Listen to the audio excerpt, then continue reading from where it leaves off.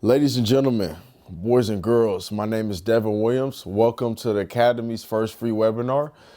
Today I'll be talking about a lot of stuff that I want to get across to some of you young players who are trying to get better. Also, some of you young trainers and coaches. I got a lot of advice for you guys.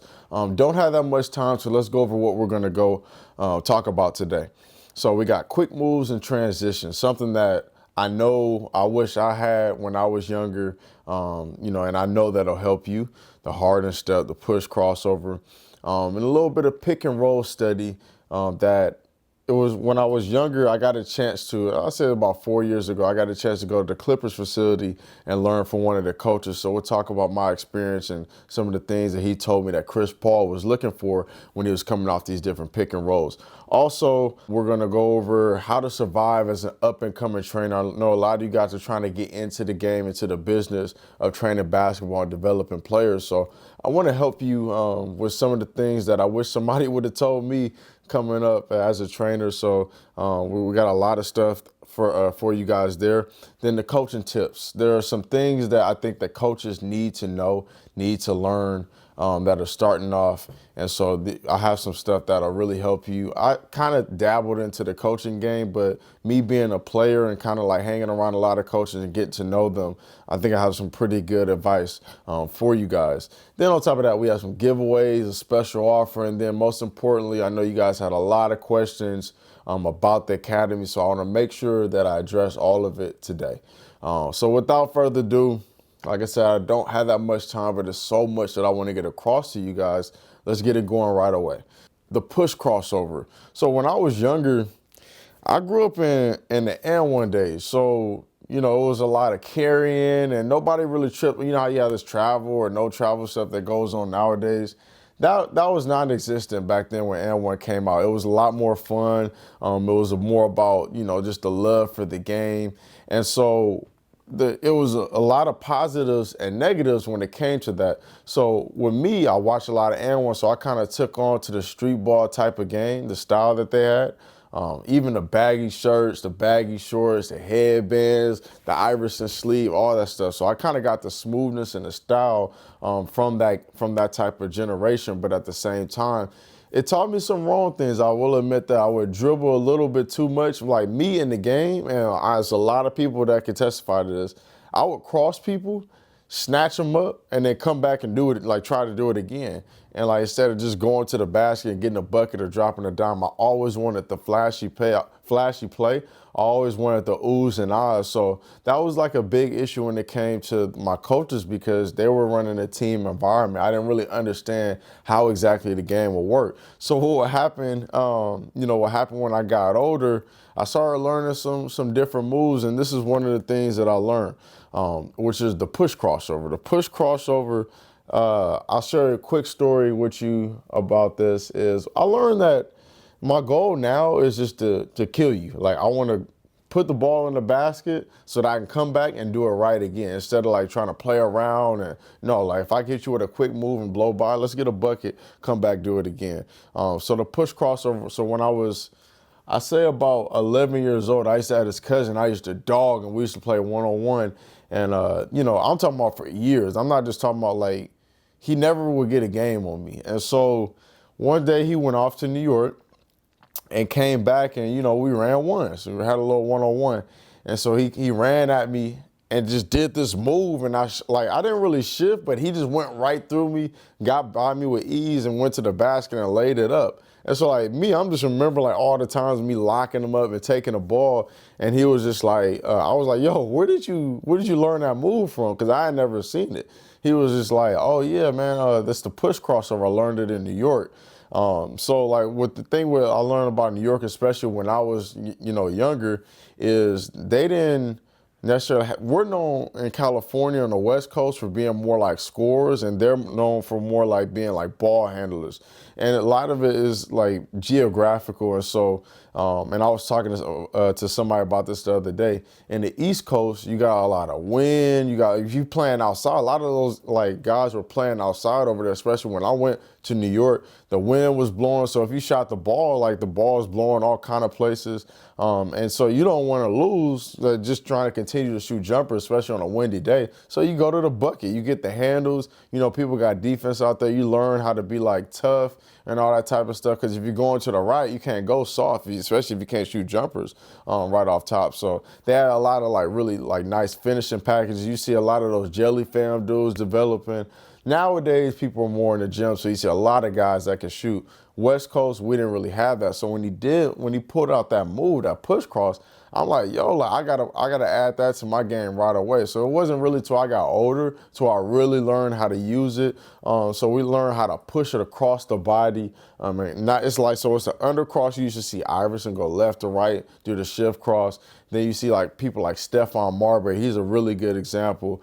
He would either split or do a 1-2 and then push it all the way across his chest. The thing about the push crossover though, you're not looking to really shift anybody with it necessarily. You're almost looking for the contact. So the way I learned it is you just pick a shoulder and go right through it. Like run at the defender and go right through their shoulder instead of like kind of waiting. You can also do it like on screens if you're like refusing the screen. I see a lot of Kimball Walker doing it. You know, he has, it's a business handle. There's a business handle and then there's a fancy handle. Fancy handles are like when you're trying to chop somebody up and you got the hang dribbles. Business handles, you're just trying to get straight to the point, get to the bucket. I'm not playing around with you. I'm gonna go hard between the legs or hard push cross or whatever the move may be. So that was like, that was kind of eye-opening when I learned the push crossover and how to do it in different situations because it's harder to steal. So like with the undercross, when you go under the hang cross, you see Iverson do, if you don't do it right, you can get that ball stolen. But with the push, it's at your chest. So now if somebody reaches, now they're hitting you all up here, it more looks like a foul. And then on top of that, you're trying to go through a shoulder. And so, that was one of the aggressive things that I learned at an early age. You see a lot of Stephon Marbury do it. You saw his cousin Sebastian Telfair. There's a lot of players that do it, but one recently that I saw a lot was Kimba. So those are definitely things that helped me. The next thing that I want to go over for young players, the moves in transition, is attacking straight on and doing the hardest. So this is more of a shift, especially if you step out wide. And this is something that we talked about before. We're gonna go have a little throwback here in a second. But switching the ball over and stepping out wide. Some of you guys know what I'm talking about when I say the hardness step. In the video that you're about to watch, you'll see why I called it that. But you go put the ball out wide, step out wide, then continue in the same direction that you switch the ball to. It's a business handle, but it can shift at the same time. So this is something that I learned as a young age. And a while back, I made this video because I saw it work over and over and over against players that were good too, like good defenders. So I'm like, dude, I got to add that to my game. So the hardest step, I made this video on it a long time ago. So for those of you guys that are new, I wanted to show you a little throwback of me when I was younger, when I was working Maddie and Kyle. And I think this is a good video for you guys to check out.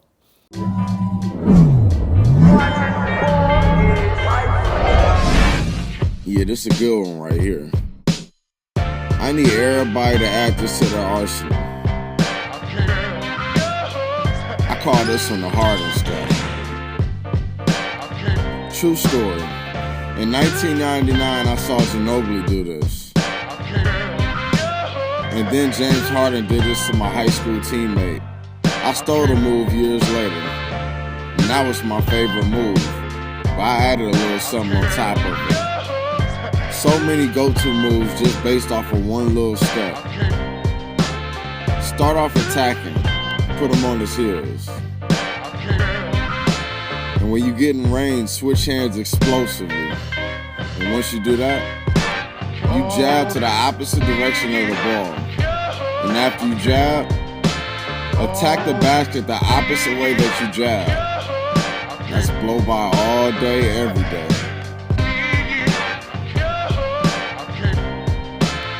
I had some time to play with this move in the lab. Man, this thing is limitless. I can harden and go behind the back.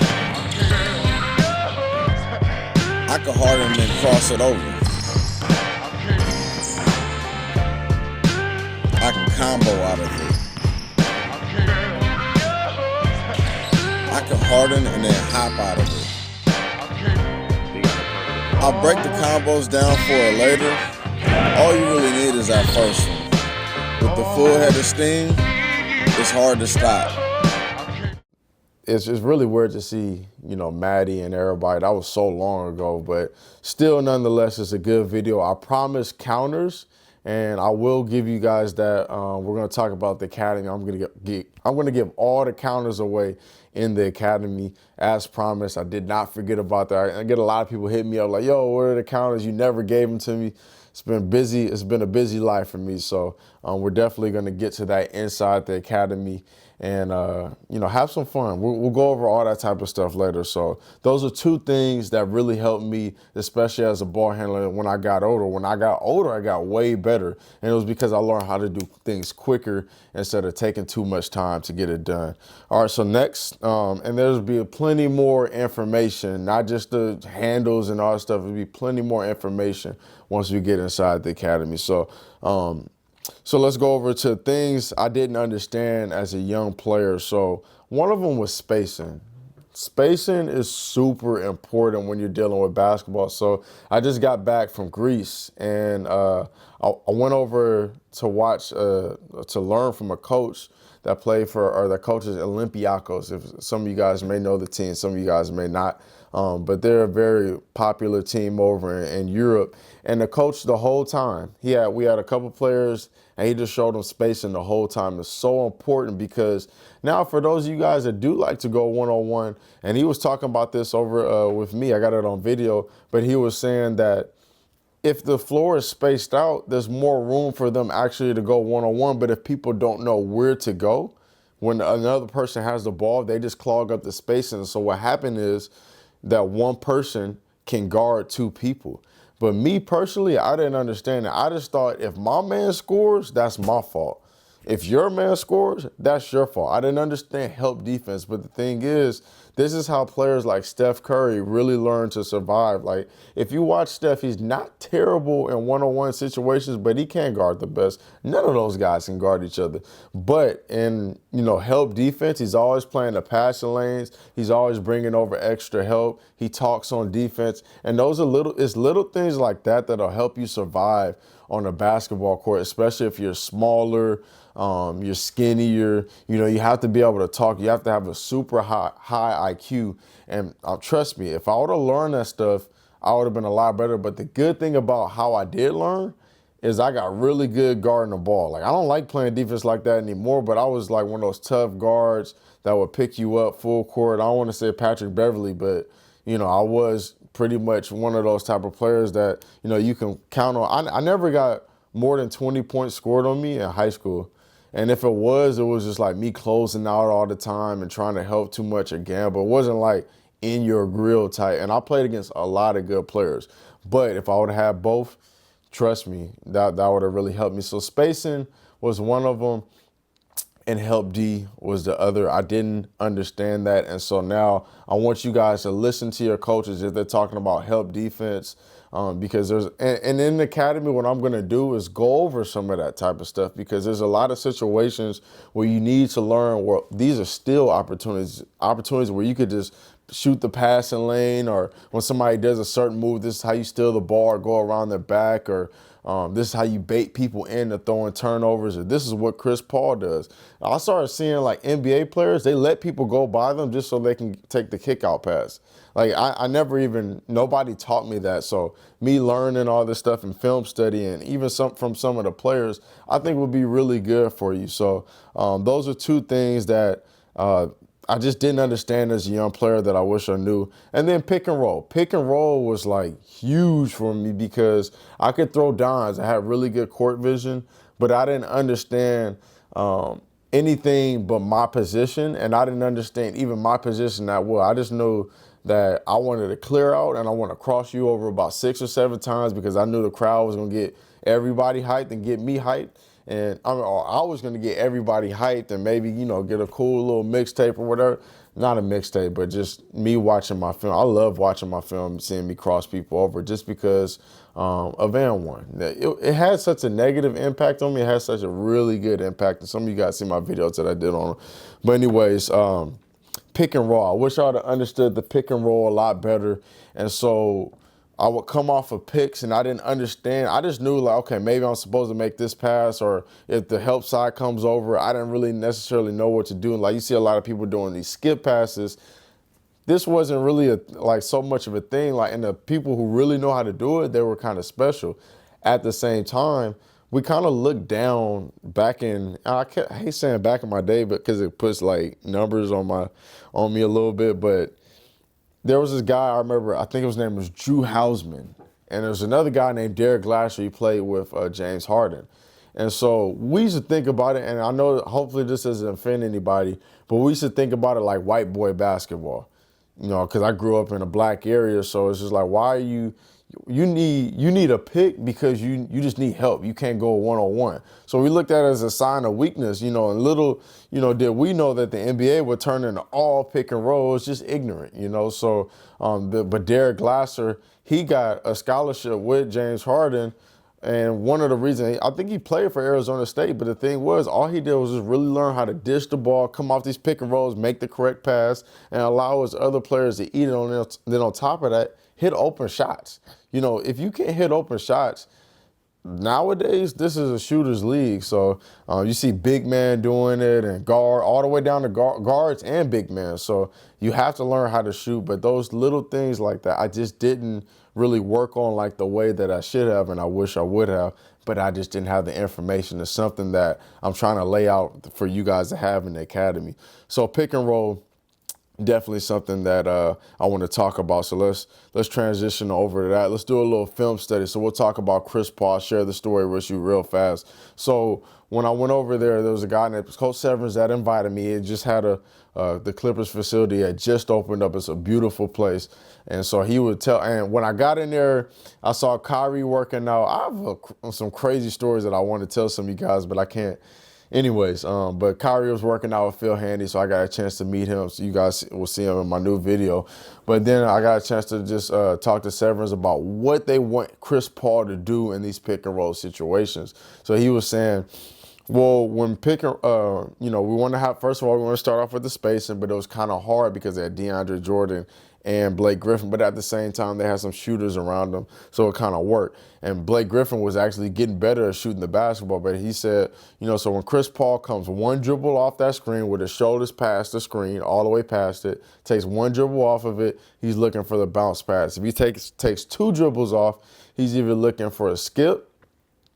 He's also looking for that off one, but he was looking for a skip, but mainly a lob or a jumper. You see Chris Paul always, you know, separates from the big just to create that separation for the defense so they can either get a jumper. He wants them to make a decision. And so now him having that mid-range pull-up changed everything for him, because now he's able to make that lob pass which DeAndre Jordan can just go get, you know, but he's coming off these picks and he's creating so much separation. So after the screen happens, it just does this. But the pick allows Chris Paul to get an advantage, because that's why it's so hard to guard people nowadays, because they're able to use picks. So now if you get picked off like that, you're playing catch up from behind. So if you're behind them, you see Chris Paul putting people in jail and then, you know, making stuff happen or shooting the floor. You see a lot of players doing that more nowadays than you've ever seen in the NBA. But that was his thing. One pass off, bounce pass, two passes off, throw the lob or skip it over. All right, so let's move on. Those are some of the things that Chris Paul looks at, you know, when he's coming off these pick and rolls. And these are things that the coaches actually told me, and I was able to go home and just watch it happen. And so I think I'm more than positive that just that little bit of information right there will be able to help you out. Another thing that we do need to talk about that it's a little bit underrated is what the role man's duties are. So like if I come off and I pass you that off of one dribble, you need to understand exactly what to do. Your job is not to score every time, it's to make the extra pass. I see a lot of people do this, but who's most popular for it is Golden State. So Steph doesn't get as many assists as somebody normally would because their team is taught to make that extra pass after the pick and roll pass is made, the pocket pass. So you'll see Draymond getting a lot of those assists where Steph is also creating that because they're so drawn to him defensively that they have to make him, like, they have to get the ball out of his hand so he's able to make that pass or throw it over his head to get to Draymond. So then he then kicks to Clay. So then he then kicks to Kevin Durant and all the other shooters that are around. They've been doing it for years, but people have really started catching on. But I give more credit to Popovich. There's been a lot of, like, a long streak of them doing that. It goes all the way back when they were playing against the Heat and even before that. But they're good at making that extra pass. So let's take a look at some of that. He's always looking to the outside. There's no coincidence. He's not all the time trying to look for a bucket, just finding the shooters when you come off of the screen. And that was one thing that when I played, I just wanted them to get a bucket. So I was hoping that, you know, I can get the assist. It was a selfish way of playing. So as I was coming off of these screens, I wanted, you know, to wait a little bit and get all the way down just so they had really no choice but to shoot the ball, which is, yeah, it's selfish, but you know, I wanted my assist. I wanted to stand out. But what I found out is I'll stand out a lot more if I'm able to just play basketball, play the game the right way. And I was always concerned with, like I said, crossing people over, throwing dimes. And, you know, those highlights, they don't happen that often. That's what people have to understand. It's not often that, you know, you see people get dunked on or crossovers, but you see people shoot free throws all the time. You see people coming off of pick and rolls all the time. So these tips were, you know, the role man, you have to teach as point guards, as just basketball players, because you might be the screener one day. You have to know the reads to make. Everybody is drawn to you once you get that ball off of that pocket pass. What's wide open is the people on the perimeter. So if you could show a scout that you can consistently make those passes out of that pick and roll and into the shooter's hands, then you're going to stand out a lot. And I'm not going to tell you that it's a for sure thing that you're going to get a scholarship, but you'd be a lot more interesting to a coach if you can run a pick and roll and then on top of that flip it around. You could, you know, play defense, or you might be able to set the screen and make those passes. You could do all these different and hit open shots. Like, these are all little things that anybody can do. I really believe that because it's skill-based and you just have to have the knowledge to understand these things. All right, so those are the pick and roll things that I wanted to talk about today, and I know that it'll go a long ways for you. All right, next up. So what helped me survive as a young trainer, how you can do so. So starting off, some of you guys know the story, but if you don't, I didn't, you know, the kid just asked me to train him one day, and I was like, sure, all right. Like, I didn't really want to do it because I always thought training was stupid. And so I just thought the only way to get better is like playing basketball. Actually, I got a really crazy story for you. So there was this kid when I was in high school, 11th grade, short, big ears, skinny. He was younger than me, so obviously he was, you know, way less, but he would always be on the other end shooting 3-pointers and, you know, kind of working on stuff. And he had a trainer. And I was like, dude, like, that's cool. You could do all that. But how you going to get better doing that? You got to come play against us, play against big bros. And, you know, it turns out that he became Allen Crabbe. So, and I became Devin Williams, who's not playing in the NBA, and he is, and he also grew like 8 inches or something crazy like that. But my point being is he learned how to put up shots and how to work like a pro a lot earlier than what I did. I couldn't afford a trainer, you know, and he was able to do so. And, you know, my ignorance showed, and, you know, he ended up going to NBA. The dude, I remember they were talking about he had a nutritionist, so he's eating the right foods, and he grew, and, you know, so, I mean, the rest is history from there. And I'm sitting here talking from a webinar, you know, trying to find that information to help you guys out with it now. So that's a quick story about that. But as far as training, so that just goes to show you how I felt about training. I thought it was stupid. And so when the kid asked me to train him, I was just like, whatever, you know, so I would kind of freestyle everything. And I didn't necessarily know exactly what I was doing, but I was known for handles. I was known for a lot of things. Through experimenting, I learned how to teach the kids how to shoot, and all the people that I was dealing with. So a lot of them went on to be shooters, but at the same time, there were things that I did not know. And so one advice that I would have for you guys as up and coming trainers is learn the game.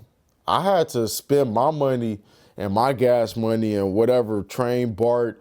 I used to go to basketball games, talk to coaches after. I would go to college games. I'll fly out to meet with this trainer. Like I said, I was meeting up with Coach Severance. Like, this is money that I invested and, you know, reaching out to people. I was grinding, trying to find out how can I get in this practice and learn more and learn from pros. So I did that. I put in time. So learn the game. And also the information is out there. It's out there. All you have to do is watch. People, there's so many ways to watch quick highlights nowadays. You know, like House of Highlights, Bleacher Report, they always post these crazy moves. You see mixtapes, so you go on YouTube, and all this stuff is cool, but at the same time, you have to watch full games because then you can find out what actually happens in a real game. And I think that that's so important for up and coming trainers. So that's one thing, is learn the actual game of basketball and study it. Study it like, because I treated like what I was doing like a school. So after I was done, the best information out there you have to pay for. And I'm just telling you that straight up. And I only know that because I went so far on YouTube trying to learn all this stuff, and you end up running into like a wall after a while. And so that was one thing that helped me out, is when I started going to these people and learning from them. And so the next thing is connect. Like, oh, okay, well, let's actually take it backwards a little bit. Get a mentor. Mentors are everything, you know, because they could teach you a lot of mistakes that they made. And for a lot of you guys, I'll probably be that. But at the same time, you still need to find people in your area that you trust, that you know what they're talking about, and this, that, and the other, that could teach you about the game, teach you about help defense, teach you about pin down screens and all the different terminology, which are some things that I'll be going over inside of the academy, and all that type of stuff. So watching games, getting a mentor, studying the game most importantly, and then starting off training. I felt like I didn't know that much about the game, so I just did it for free to learn and experiment, but I always had it in the back of my mind. See, my thing is, I always knew that this was deserving of money, but I felt like somebody was just going to pay me after a while and the money was going to come. That's not how it works, because when you say, if you get to like the NBA level, or you raise a kid to be in the NBA, and he starts, you know, going to the draft process. Once he gets that agent, you just get weaved out if you're not a part of their team. And so, like, you know, agencies, they have the trainers, they have this person to do this, they have this person to run the social media. I didn't know that coming up as a trainer. So now, you know, I went through a whole learning process. Well, my thing is like, dang, I done did all this work, and now this kid is making it to college, making it to Europe. A couple guys I know that made it to NBA that I helped, like, you know, I was a big part of, you know, helping them out. I didn't get none of that. So that's something that you need to know. Free to a fee. Free to a fee. So I worked for free, and then I start off, the free part was so that I could learn. And then going into the fee part, that's when I wanted to, that's what I needed to charge. But my thing is, I didn't know how much to charge. I didn't know what was fair. I was afraid that people couldn't afford this and afford that. It's just like, no, there are people out there that will pay for your help. So all you up and coming trainers, this is little things like this that will help you out, you know, get closer to, you know, being the trainer that you want to be. And then speaking with confidence is everything, because, you know, you're going to run into some guys that know the game. Like they know it probably better than you do, but they still want to get better. Great players still want to get better. They want somebody to lead them. They want somebody to study in the game. Like, there are guys that are coaching the NBA that never really played at a crazy high level. Some play D3 and whatnot. And so that's cool because they also study the game and they learn about everything. So, and the more you know, the easier it is to speak about that, speak about everything that you're talking about. And so if you're just trying to wing everything and you don't know the terminology, coaches will test you. Players will test you. And if you're kind of like stuttering over your words, or you don't really know what to say, or you're making up drills on the fly, you don't really have a plan, it's not going to work for you. Then people are going to be walking out on you. They're going to put in a bad word. And once you get a bad word, Word of mouth is one of the best ways or the worst ways, to grow or to limit yourself. And so you don't want that bad word of mouth to get out about you, that you don't know what you're doing, because then by the time you go and then learn about the game and then come back to it, the way the world is set up, social media, you get that bad word about you.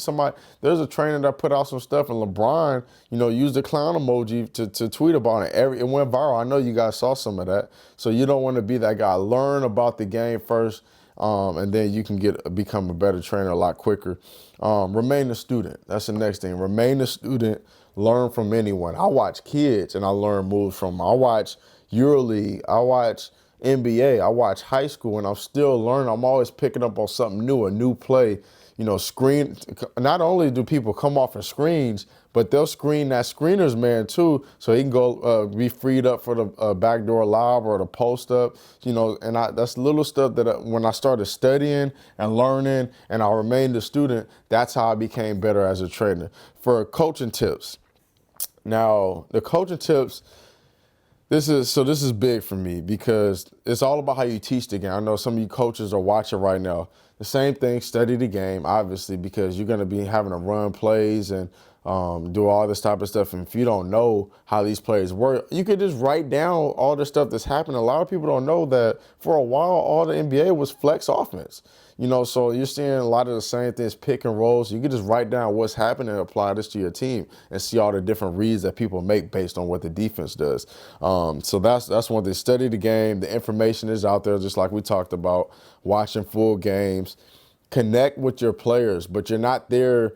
Your job is not to become their friend. Now, you guys may become close, but your initial idea, like to getting out there, getting good with these players, is not like, to make them happy. You're not there to make them happy. You're there to win games and make them better. So connecting with the players, but actually gaining their respect and having a plan when you go out into week one. Like week one is so important. Almost when you meet the kid, it's so important. The system that you guys have for the kids coming into your programs or the teams that you're trying to build, it's everything. Because now if you're not strict on these guys from the jump and you don't hold them accountable, week 7, when you like losing and now you're trying to come out back with some information, it's just like, yo, coach, why you acting different on me now? But it's just like, well, it's too late by then. So if you start off from the jump, building good habits and all this type of stuff, you'll be a lot better off as a coach, and people will start to take you serious. And be fair.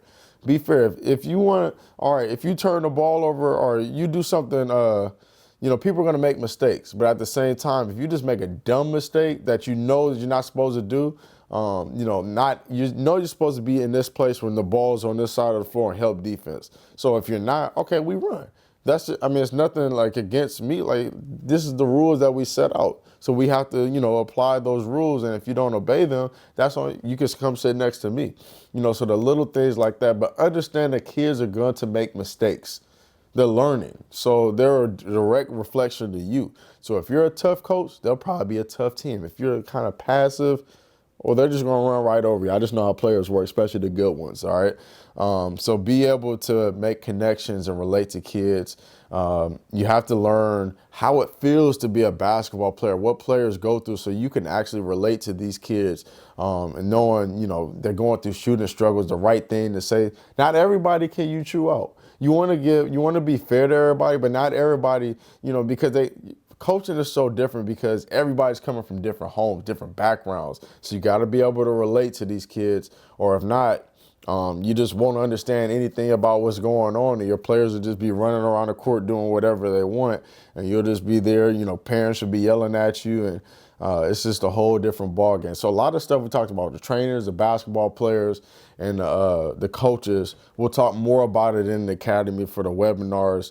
I keep saying that because I'm running out of time here. Now with the academy, actually, before we talk about the academy, after this webinar is over, I'm going to do a different post on my Instagram. Once I post, whoever could tag the most people to join the academy, we'll give a free pair of shoes away. Matter of fact, we'll give a couple, maybe about 5 pairs of shoes. So I'll be keeping track of that. If you guys tag the most people in the comment section, I will give away I'm gonna say about 4 or 5 free pairs of shoes in your size. Now they're not just mine. I'll get you your custom pairs of shoes. I'll send out what those shoes look like. The new laceless shoes that will be in the McDonald's All-American game. You guys will be seeing them anyway. So you guys get a chance to win a free pair of shoes, and we may throw in a little something extra, but I'll keep you posted on exactly what that looks like. Now the Academy. Let's go over the Academy because there's been a lot of questions. The Academy is for all players. It's not just for NBA guy or guys trying to make the NBA. It's even for guys that are playing at 24. It's even guys who just want to cross up, their coworkers or whatever. You guys seen that video of the guy, Hezzy and this lady, and then, she falls to the floor and everybody goes crazy. It's for those people too. It's for high school players trying to make the varsity team. It's for everybody, because the thing about it, basketball is basketball. And once you understand it, there's no level that you can't play at. I'm not going to say that. Obviously, there's going to be some things that you need to be gifted with to make the league, but it'll help you get a lot closer to the goals that you want to achieve. All right, so just so you know, the Academy is for all players. I geared it towards everybody.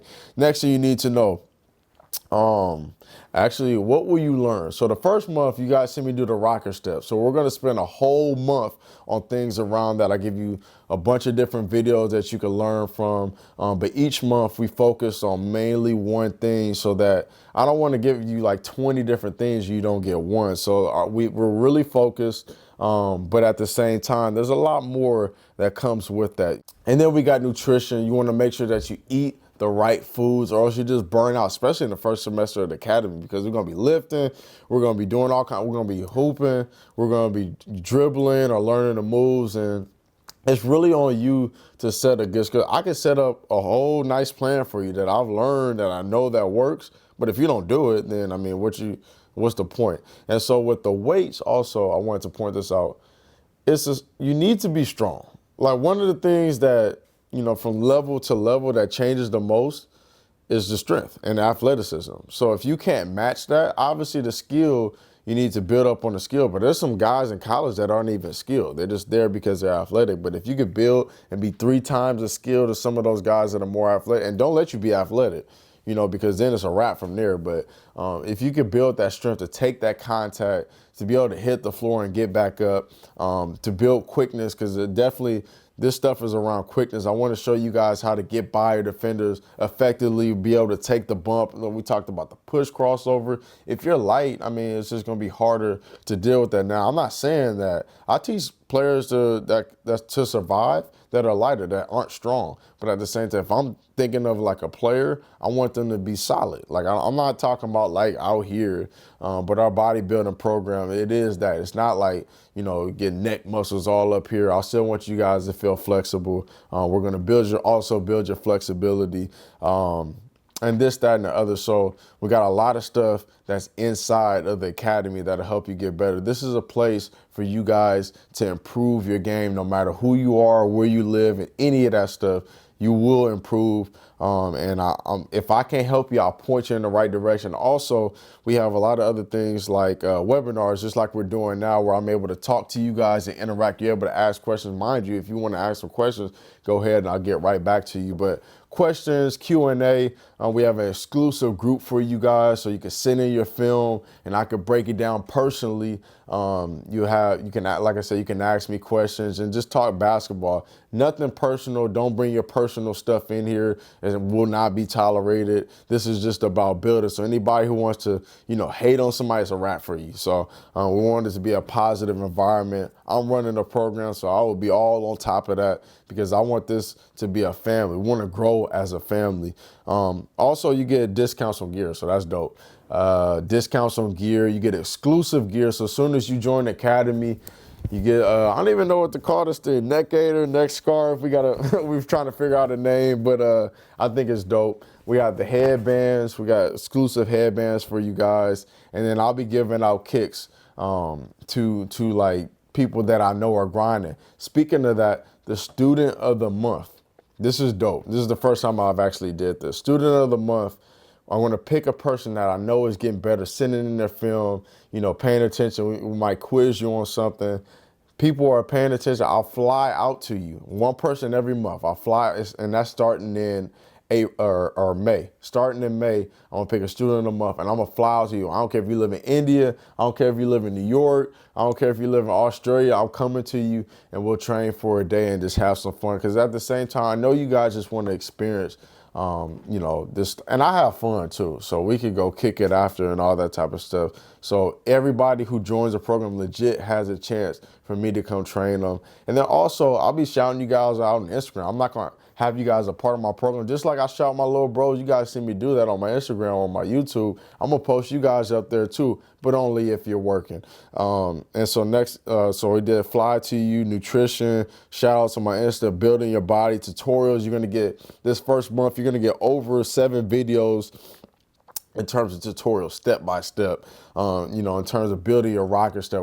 I'm not moving on till you guys get it. If you guys don't get it within that month, really it's on you, because I'm building. And a lot of you guys saw it with the Hezi package. For those of you who bought it, you saw that it was like real. Like I actually worked on this stuff and you guys got better. So it'll be similar to that, but just way more. Like you're getting a lot more this time. And I got a lot of good feedback from people that did it. So we got the exclusive giveaway, group chat, free academy gear, and upon completion of the first semester, just like how you get a degree or whatever, we're going to give you something special as you guys finish that last semester. It's a 9-month program that we're doing for this first semester. And I'm more than sure that after you go through this, you're going to see the improvement and want to join the second semester. So this is what we're going to do. Early bird prices for the first 9 months is $39.99. But what we're gonna do is, if you do a one-time payment of $300, you can save a lot of money doing it like that. Pay all up front, it's $300 straight up. So $39.99 or all up front, we'll do $300. Like I said, which saves you a lot of money. But after those first 2 or 3 months, it's gonna go up to $49.99 a month. So I would suggest getting it early and not waiting, because this is something that I'll put a lot of time into this. Like seriously, I charge $50 a personal workout. Or workouts in general, I charge $50. So you're getting this whole thing for, you're going to be able to train with me for a whole month for $50. And I charge that per workout. A lot of players will tell you that. So I believe that this is a really good deal. The Academy is a real thing. It's happening. I'm here to help you guys get better, and you will get better provided that you put in the work. I don't know anybody that puts up 1,000 shots or dribbles for 5 hours a day that doesn't get better. Not saying that I'm asking you guys to do all of that, but you put in, you're gonna get out as much as you put in. So it's like putting money and investing it into something. You're gonna eventually get a return from that if you guys invest into the right business. It's the same thing with this. You're in good hands. I promise you that. I've been learning from everybody all over, and then I put it into my own format here. So remember what we're doing. We talked about the Academy. Thanks, everybody that came in and gave me your time. Hopefully you guys learned a little bit of something today, and I hope to see you guys in the Academy. Remember, we're doing we're giving away gear. So I'm gonna post this picture up, or post a video, or whatever I decide to post. On my next post, tag as many people as you can to join the Academy, and I'll send you guys a free pair of shoes. So don't miss out. I think this is a good opportunity. I'm trying to give you guys something that I needed growing up. If I would have had somebody to take me through and walk me through the process, like I went through everything. I bought a lot of stuff, and nothing was like that for me. So this is something that I was missing out, and I hope you guys don't miss out. My name is Devin Williams, for those of you guys maybe just tuning in. We'll be doing this webinar again soon, but hopefully I'll see you guys inside the Academy.